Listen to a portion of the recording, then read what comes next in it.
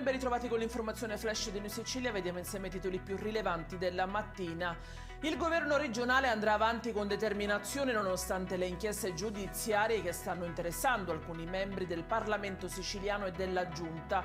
Lo ha dichiarato il presidente Renato Schifani durante un'intervista ai colleghi del Giornale di Sicilia e della Gazzetta del Sud.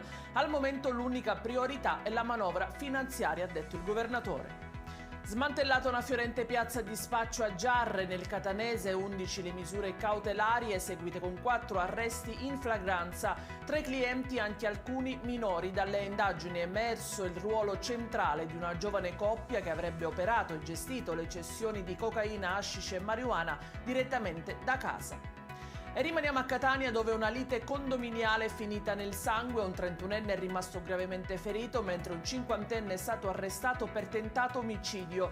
La vicenda ha avuto luogo in via Adone a San Giovanni Galermo. A seguito dell'accoltellamento della vittima, l'aggressore è stato anche picchiato da alcuni parenti.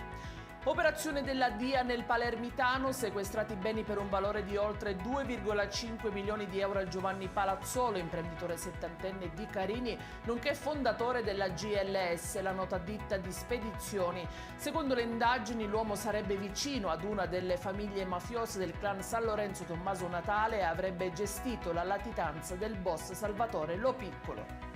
In chiusura un incidente mortale avvenuto questa mattina ad Aci Castello. Un uomo di 45 anni, Carmelo Trovato, è morto poco dopo l'arrivo all'ospedale Cannizzaro di Catania. Sono in corso le indagini sulla dinamica. Ed è tutto per questa edizione. Vi ricordo come sempre che i dettagli su queste notizie e molte altre li trovate sul nostro sito e sui nostri canali social. Grazie per averci seguito e a stasera.